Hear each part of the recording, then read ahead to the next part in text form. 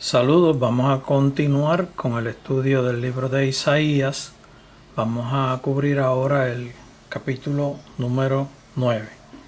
Comenzamos con un subtítulo que se refiere al nacimiento y reinado del Mesías. Nos dice: mas no habrá siempre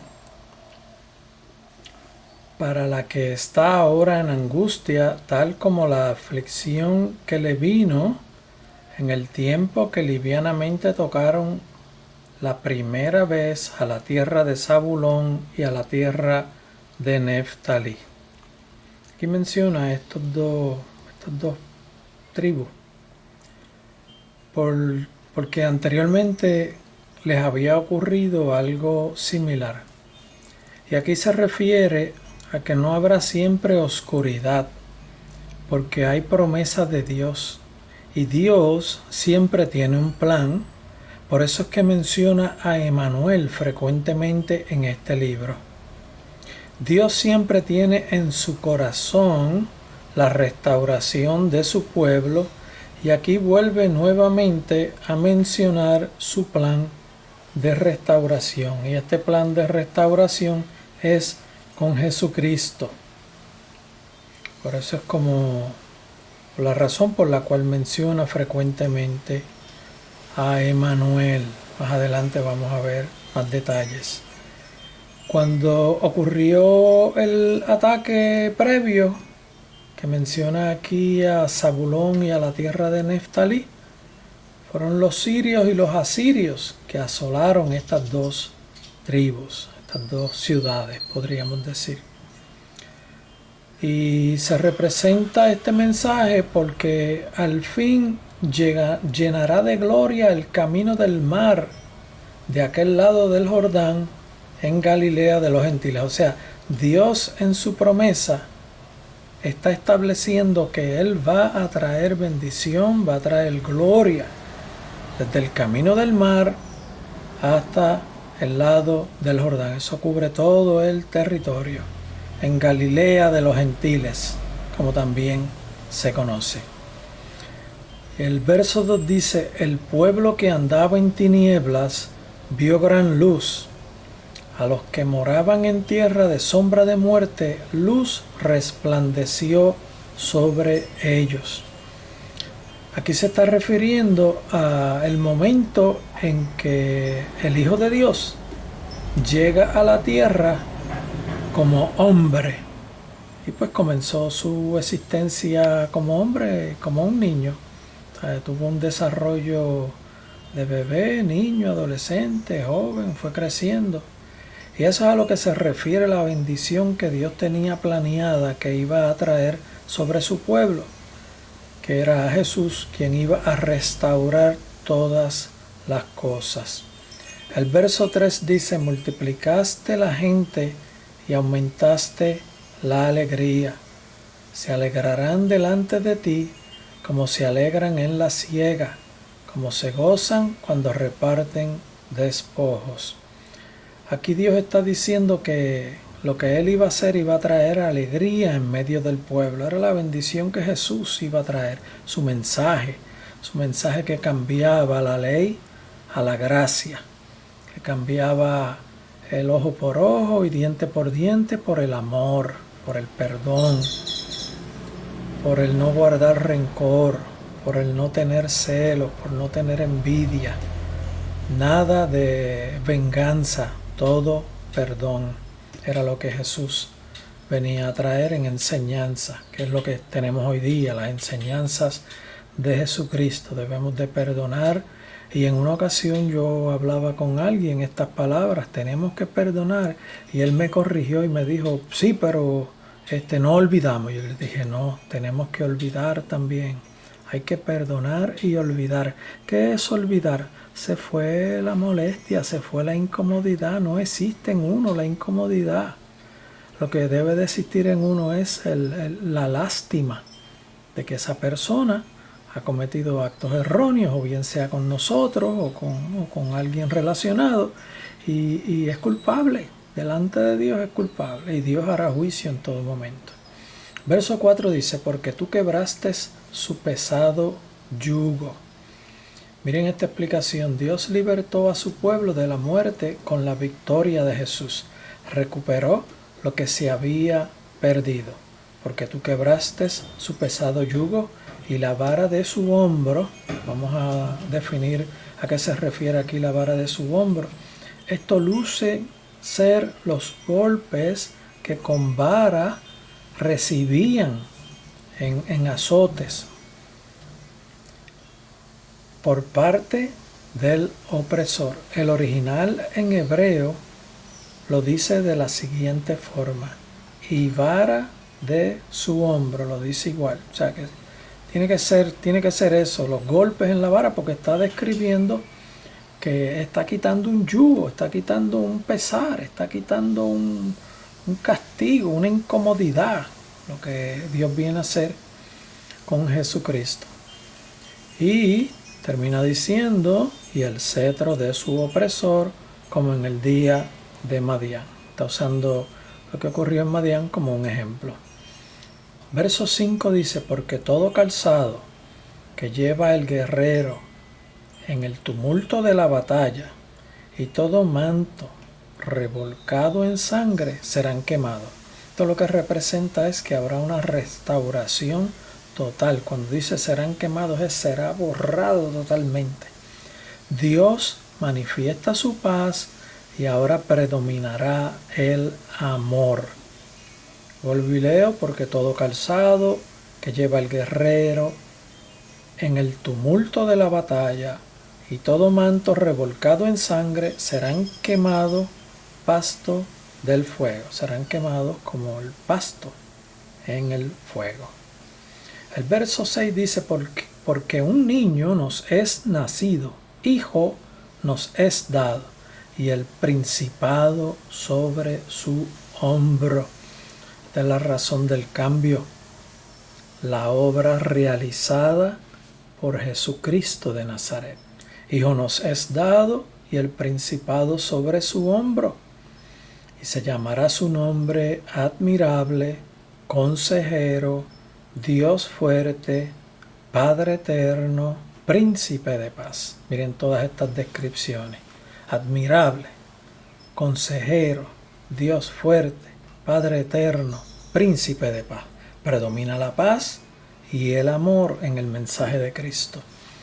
Y lo dilatado, que se refiere lo que se refiere a lo grande, a lo amplio, lo dilatado de su imperio, y la paz no tendrá límite. Es algo que nosotros debemos de pedir frecuentemente. Señor, dame paz. Tan bien, tan bueno que es sentir esa paz. Señor, dame paz. Te la pido ahora mismo. Señor, dame paz. Dale paz a los que están oyendo, a los que están viendo. Que la sientan en este momento dado. En el nombre de Jesús envío tu paz, Padre. Y esto es palabra que no tiene límite de tiempo. Recuerden que hay cosas que se hacen en enseñanza, en oración. Por ejemplo, si yo estuviera orando aquí, como acabo de hacerlo ahora, en cada momento que este video alguien lo vea, lo oiga, tiene acción inmediata. Es como la palabra. La palabra fue escrita hace muchos años, está viva. Lo mismo lo que pronunciamos en el nombre del Señor. Recibe paz ahora mismo en el nombre de Jesús, para honra y gloria del Dios Padre. Lo dilatado de su imperio y la paz no tendrán límite sobre el trono de David y sobre su reino. Dios logra lo que le había dicho a David, lo que haría con su descendencia, que de la descendencia de David vendría el Redentor. Lo dilatado de su imperio y la paz no tendrá límites sobre el trono de David y sobre su reino, disponiéndolo y confirmándolo en juicio y en justicia desde ahora y para siempre. El cambio llegará y durará por la eternidad. La obra de Cristo durará por la eternidad. El celo de Jehová de los ejércitos hará esto.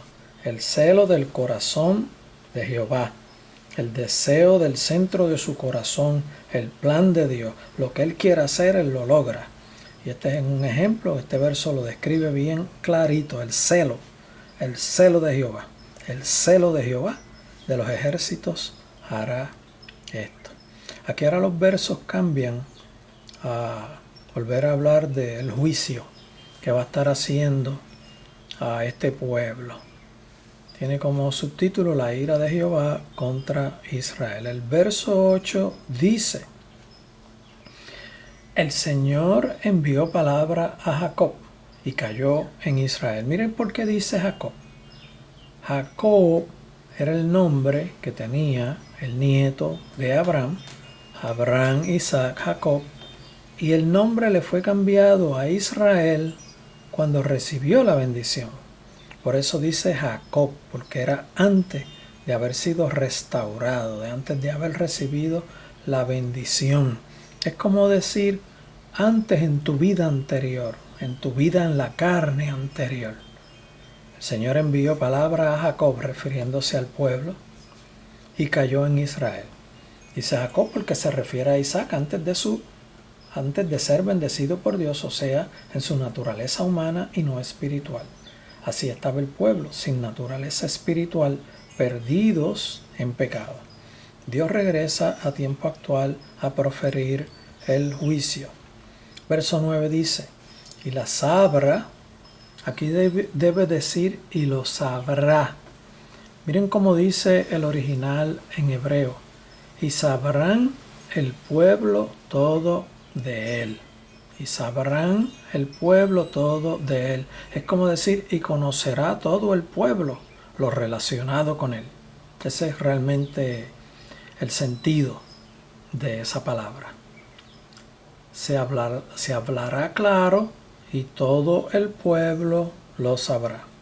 Efraín y los moradores de Samaria, que con soberbia y con altivez de corazón dicen, miren lo que dicen ellos, esto es después de la destrucción, que ellos dijeron: nos destruyeron esto, pero vamos a repararlo. Los ladrillos cayeron, dicen ellos, los ladrillos cayeron, pero edificaremos de cantería, como quien dice.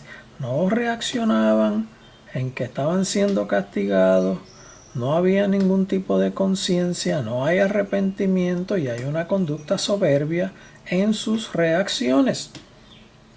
Cortaron los cabrahigos, dicen ellos. Cortaron los cabrahigos, que es una madera del árbol de higo que no produce higos, como dije, si dijéramos el higo macho. Pero en su lugar pondremos cedro, que representa una madera fina y más delicada, una madera más elegante. O sea, ellos dijeron: nos rompieron esta porquería, la vamos a hacer mejor. Con ese tipo de rebascá, sin reaccionar a arrepentimiento. Así estaba ese pueblo. Pero Jehová levantará a los enemigos de Rezín, quien es el rey de Siria, contra él, y juntará a sus enemigos de ambos lados. Del oriente los sirios y los filisteos del poniente. El poniente es el occidente. Y a boca llena, que representa con mucho ímpetu, con mucho ánimo, con mucho gusto y mucho deseo de atacar, devorarán a Israel. Ni con todo eso ha cesado su furor, sino que todavía su mano está extendida. Esto se refiere a Dios, que con todo el azote, con todo el castigo, ese pueblo no reaccionaba. Y a consecuencia de que no reaccionaban, Dios mantenía su furor, es la palabra que está usando aquí, sino que todavía su mano estaba extendida, su juicio se mantenía. Pero el pueblo no se convirtió al que lo castigaba, dice el verso 13. No se arrepintieron. Dios castiga para ocasionar reacción de arrepentimiento. El pueblo no se convirtió al que lo castigaba, ni buscó a Jehová de los ejércitos.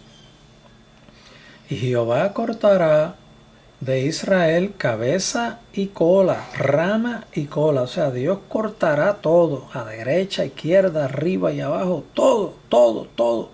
Y va a ser entrado en juicio. Dios cortará todo. En un mismo día, en un mismo instante. Esto ocurrirá por no haber arrepentimiento en este castigo fuerte. Es demostrativo de que no había nada bueno en ese pueblo. Verso 15 dice, el anciano y venerable de rostro, que representa al líder respetado por ese pueblo, que no quiere decir que porque lo respetaran era porque era bueno, es que el pueblo estaba igual de corrompido que el líder. El anciano y venerable de rostro es la cabeza, el profeta que enseña mentira es la cola. Y el verso anterior nos había dicho que cortaría la cabeza. O sea, cortará a los ancianos y a los venerables de rostro, a los respetados, a los estimados por ese pueblo, que eran todos de una misma calaña. Porque los gobernadores de este pueblo son engañadores. Y los gobernados se pierden, ¿sabe?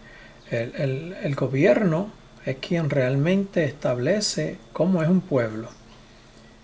Y estaba todo corrompido. Los gobernadores de este pueblo son engañadores y sus gobernados se pierden. Por tanto, el Señor no tomará contentamiento de sus jóvenes, ni de sus huérfanos y viudas tendrá misericordia, porque todos son falsos y malignos. Permítame recordar que siempre hay un remanente, para que no se les olvide a ustedes. Aquí está describiendo una depravación total, pero Dios siempre tiene un remanente que está por ahí, a veces medio escondidito, porque a veces tiene que cuidarse, porque el peligro es tan grande que tienen que ser cautelosos, pero Dios siempre tiene un remanente. El pueblo completo estaba depravado, y toda boca habla despropósitos. Despropósitos es tener actos no buenos, en un diálogo que lo que conduce a mala conducta. Ni con todo esto ha cesado su furor, sino que todavía su mano está extendida. Dios nuevamente vuelve y repite, con todo lo que estoy haciendo, sigo enojado porque este pueblo no reacciona. Mi mano sigue extendida contra ellos en juicio. Dios está muy enojado por lo perverso de este pueblo. Verso 18 dice, porque la maldad se encendió como fuego, cardos y espinos devorará y se encenderá en lo espeso del bosque y serán alcanzados como remolinos de humo. Miren lo que quiere decir este verso. Porque la maldad se encendió como fuego. Esta es la conducta del pueblo, que la cual tiene una consecuencia inmediata y rápida. Cardos y espinos se refiere a cómo era ese pueblo. Lo compara con cardos y espinos. Nada productivo. Todo era malo. Nada bueno había en el pueblo. Por eso lo menciona como cardos y espinos. Devorará. Y se encenderá en lo espeso del bosque, y habrán alzado como remolinos, y serán alzados como remolinos de humo. Esto se refiere a una destrucción total. Por la ira de Jehová de los ejércitos se oscureció la tierra, y será el pueblo como pasto del fuego. El hombre no tendrá piedad de su hermano. Aquí empieza a describir una conducta entre ellos mismos, entre los vecinos, entre una misma familia, entre hombres con hombres, hombres con mujeres, mujeres con hombres, padres con hijos, entre ellos mismos.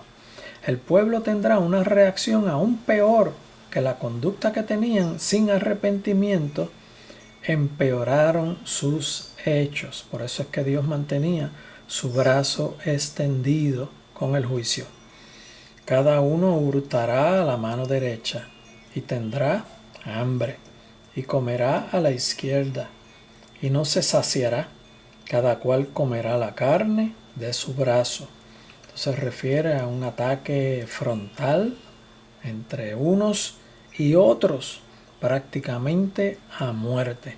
Una guerra interna sin ningún tipo de compasión, algo de forma bárbaro en conducta dentro del mismo pueblo. Verso 21 dice: Manasés a Efraín y Efraín a Manasés. Estos eran dos tribus. Y ambos contra Judá. Y ambos contra el reino del sur. Los hermanos enemigos entre sí y enemigos de sus otros hermanos del sur. Ni con todo esto ha cesado su furor, sino que todavía su mano está extendida. ¿Por qué está extendida? Porque el pueblo no reacciona. El juicio continúa. Dios no logró que reaccionaran a arrepentimiento. Por eso continuó el juicio, porque no hubo arrepentimiento por parte del pueblo en ningún momento. Pero recuerden que Dios, en el celo de su corazón, en el centro de su corazón, tenía lo que tenía preestablecido desde antes de la fundación, y que ya iba por el tiempo con David, y le prometió y le habló a David que de su descendencia vendría la bendición. Y en este caso estamos hablando de Jesucristo. Por eso en los versos anteriores habla de esa bendición que viene cuando Dios envía a su Hijo a la tierra a realizar su obra. Que Dios les bendiga, que Dios esté con ustedes, que Dios les motive a estudiar estos videos para que puedan enriquecerse y conocer cómo se comporta Dios con diferentes tipos de conducta y cómo es el corazón de Dios, que siempre tiene un plan. Dios siempre tiene un plan para nosotros. Hay veces que pasamos por momentos difíciles, pero Él, en su plan preconcebido desde antes de la fundación del mundo, para cada uno de nosotros tiene una victoria preparada.